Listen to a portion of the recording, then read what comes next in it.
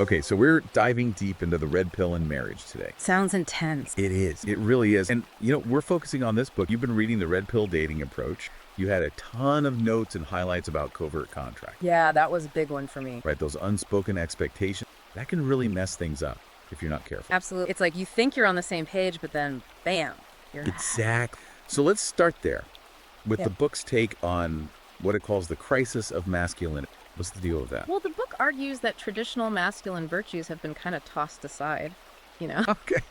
It talks about how cultural Marxism has played a role, like how men are portrayed in the media all weak and incompetent. Yeah, you see that everywhere, the man-child trope. Right, exactly. And it makes men unsure of their place, Okay. Especially in a marriage where the roles are all kind of blurry these days. I get that. Yeah. But isn't it a good thing that those roles are becoming more flexible? I mean, come on. Sure, the book acknowledges that. It's not about going back to the 1950s or something. But it does say that men still need a clear purpose within a marriage, even if it looks different than it did for our dad. Makes sense. So how does the book suggest men navigate all this? I see you highlighted a lot about self-reliance and discipline. Yeah, that's huge. The book says those are like the cornerstones of true masculinity. Feeling empowered. Okay, but how do you actually put that into practice? It gives some cool examples, like Warren Buffett and his approach to investing. Warren Buffett. What does he have to do with marriage? It's about the mindset. Yeah. Buffett's all about patience and discipline, waiting for the perfect opportunity, not just jumping into risky stuff. So you're saying guys should apply that to their relationship? Exactly. Think about it. Managing your money responsibly, setting boundaries at work so you can be present with your wife, choosing your words carefully during an argument. It's all connected. I'm starting to see it. That kind of discipline could bring a lot of stability. Exact stability for you and for the marriage. Okay, so we've got discipline. Now let's talk communication. Yeah. That's got to be key for figuring out those covert contracts, right? What does the book say about that? Well, it's big on assertiveness, but not aggressive. There's a difference. Huge difference. Right. And it talks about nonverbal cues, which is fascinating because so much of communication is unspoken. True. And what about all the digital stuff these days? That's a whole other minefield. You got it. The book really dives into navigating dating apps and social media. Even within a marriage, those things can cause problems. Oh, yeah, sure. So the book says couples need to be upfront about their boundaries and expectations around all that digital stuff. Yeah, if you don't talk about it, it's bound to create tension. Exactly. It's not just about setting rules, though. It's about the why behind those rules. Having those deeper conversations about trust and security in the relationship. Okay, I like that. Yeah. So you've got discipline, you've got communication. But life isn't always smooth sailing, right? Mm-hmm. What about overcoming adversity? I see you highlighted a lot about that, too. Yeah, the book's big on embracing failure. Seeing it as a stepping stone to success, like Elon Musk. He's had tons of setbacks with SpaceX and Tesla. But look at him now. Okay, but that's Elon Musk. Most of us aren't launching rockets into space. True, but the principle's the same. It's about the mindset.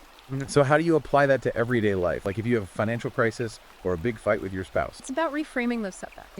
Instead of seeing them as defeats, see them as feedback. So you messed up your budget. Analyze what went wrong. Adjust the plan. Try again. So it's that resilience, that ability to bounce back. Exact. And it applies to conflict in marriage too. Disagreements are going to happen, but it's how you handle them.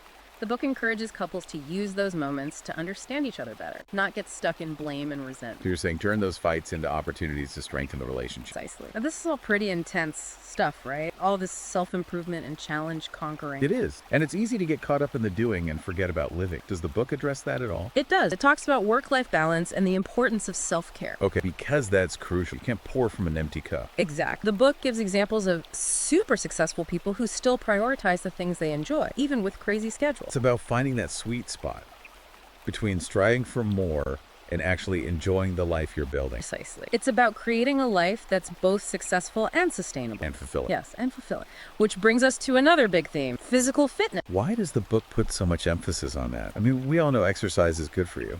It goes deeper than that. It's about the link between physical and mental strength. The book talks about how exercise helps manage stress, improves your overall well-being. Okay, sure. Yeah. But isn't that pretty common knowledge? Maybe. But the book gets into the science of it, how exercise reduces stress hormones and releases endorphins. Right, those feel-good chemicals. Exactly. It can seriously impact your mood and even your brain power. So it's not just about looking good, it's about feeling good too.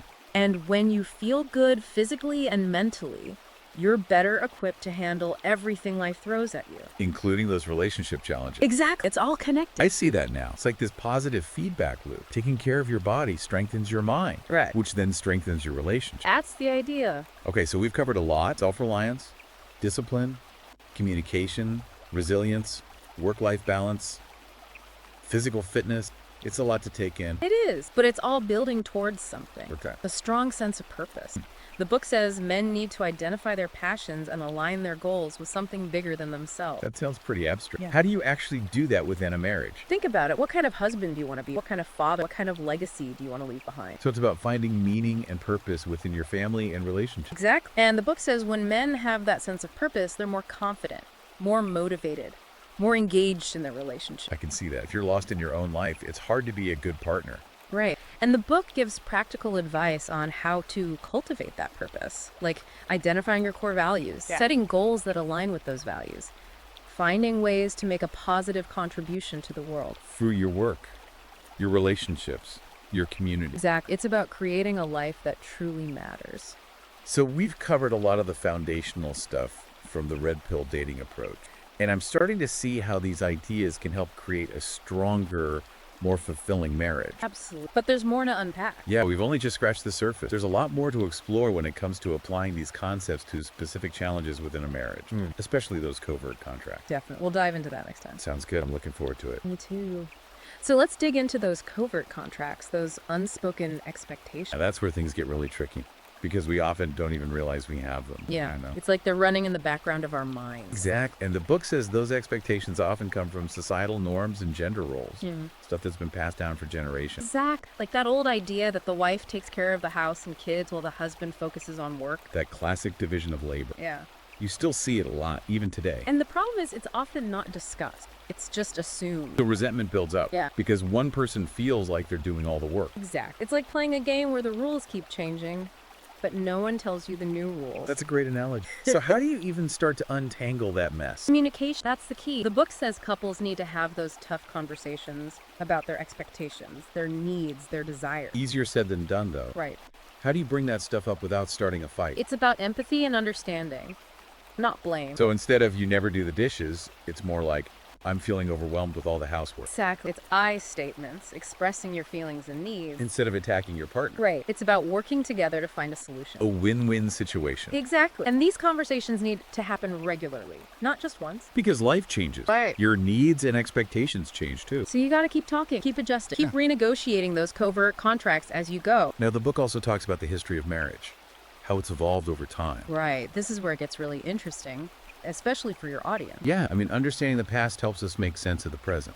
So what's the book's take? It says marriage has been massively impacted by cultural shifts, like feminism and what it calls cultural Marxism. Okay, those are some loaded terms. Let's break that down a bit. It's not about taking sides. It's about looking at the facts, like women entering the workforce, no-fault divorce, the focus on individual fulfillment. Those are all huge changes that have definitely impacted marriage. And the book's point is that men need to adapt to these new realities. It's a different world than the one our dads grew up in. Exactly. And it requires a shift in mindset, moving away from those traditional gender roles towards a more collaborative partnership. A true partnership of equals. Exact. So it's not about going back to the old ways. It's about finding a new way forward. One that works for both partners. Right. One that honors commitment, love, respect, but in a way that's relevant to our lives today. Okay, so communication is key. But let's get specific. What are some of the communication challenges the book addresses? It talks about how men and women often communicate differently. Oh, yeah. Tell me about it. Sometimes it feels like we're from different planets. Right. The book says men tend to be more direct, problem-solving focused, while women are more emotional and relational. I definitely noticed that. And those differences can lead to misunderstandings. Big time. But it's not about saying one style is better. It's about recognizing those differences and bridging the gap. So learning to speak each other's language. Exactly. The book suggests things like active listening, validating your partner's feelings, using I statements.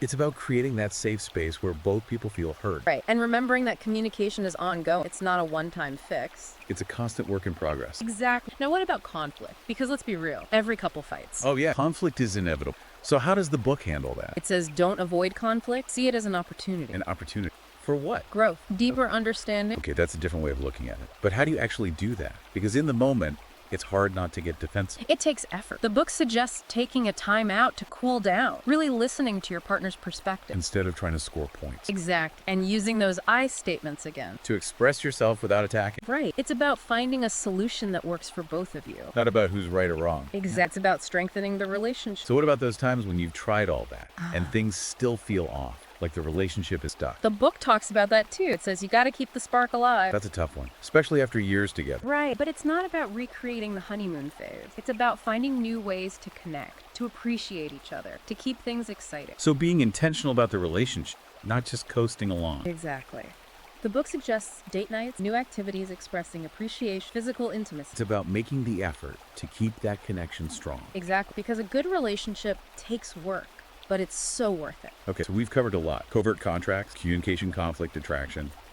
It's clear that building a strong marriage is a journey. It is, but it's a journey worth taking. And the book offers a lot of hope. It says when both partners are willing to put in the work, marriage can be incredibly fulfilling. It's about creating a partnership based on mutual respect, love, and a shared commitment to growth. That's beautiful. Now, before we move on, there's one more thing I wanted to touch on, fatherhood. Ah, yes, the book has a lot to say about that. Because being a dad is a huge part of a man's life. It is. The book says it's a fundamental aspect of masculinity. And it's about more than just providing financial. Right, it's about being a role model, a mentor, a guide. Showing your kids what a good man looks like. Exactly. And it starts with being a good husband, creating a stable and loving home. Because that's the foundation for everything. Right. The book talks about communication, respect, shared value. Building a family culture based on love and support. Exactly. And it says when fathers are actively involved, it benefits everyone. Kids, dads, the whole family. Precisely. It's a win-win. So we've covered a lot today. And I feel like we're just scratching the surface of this book. Me too. There's so much more to explore. But for now, I think we've laid a good foundation. Definitely. We've covered some of the key principles and how they apply to building a strong and fulfilling marriage. And for anyone who wants to dive deeper, you can find the Red Pill Dating Approach on Amazon Kindle and Google Play Books. It's a must-read for any man who's serious about his relationship. Absolutely. And on that note, I think it's time to wrap up this part of our deep dive. Sounds good. Okay, so we talked about all this deep stuff. But something I think a lot of guys struggle with is confidence, Especially when it comes to dating and relationship. Does the book talk about that? Oh, yeah, for sure. It's got a whole section on building confidence. But how? Like, what's the approach? Is it all those cheesy affirmations? Nope, not even close. It's way more practical. It starts with understanding your own value. Like, what do you bring to the table? Okay, I see that. But how do you actually figure that out? The book says identify your strengths, your skills, your accomplishments, big and small. A personal inventory. Right. Exactly. It's not about bragging. It's about recognizing what you have to offer. So you're saying if you don't value yourself, no one else will. Exact. Self-worth is the foundation of true confidence. That comes from within. Right. And then the book talks about setting goals, pushing yourself outside your comfort zone, developing your social skills. So it's a combination of mindset and action. Exact. And it takes time. Confidence isn't built overnight. It's a process. It is. Now, here's something you might not expect. A whole chapter on style and grooming. Wait, what? Seriously? I thought this was a Red Pill book. It is, but it says taking care of your appearance is a form of self-respect. So it's not just about looking good. It's about feeling good. Right. And projecting confidence. Makes sense. So what kind of advice does it give? Everything. Developing your personal style, grooming tips, finding clothes that fit well. So looking sharp, basically. But it's deeper than that. It's about finding a style that feels authentic to you, that makes you feel good about yourself. I like that. Because when you feel good, you project that confidence. Right. You attract people. You get noticed. So it's all connected mindset, actions, appearance, like a whole package. Exact. And that's what this book is really about. It's not just about techniques and tactics. It's about developing a whole new way of being. A philosophy of life almost. Yeah, you could say that. And it's about applying that philosophy to your relationship. Building a strong marriage based on respect, shared values, and a commitment to growth. Exactly. It's about becoming the best version of yourself. And finding a partner who wants to do the same. Right. It's a journey, but it's worth it. Well, this has been a fascinating deep dive. I've learned a lot, and I think anyone listening can take something away from this. Definitely. This book is packed with insights. So if you want to learn more about the Red Pill dating approach, you can find it on Amazon Kindle and Google Play Books. It's a game changer, for sure. Thanks for joining me on this deep dive. It's been a pleasure. Likewise. Until next time.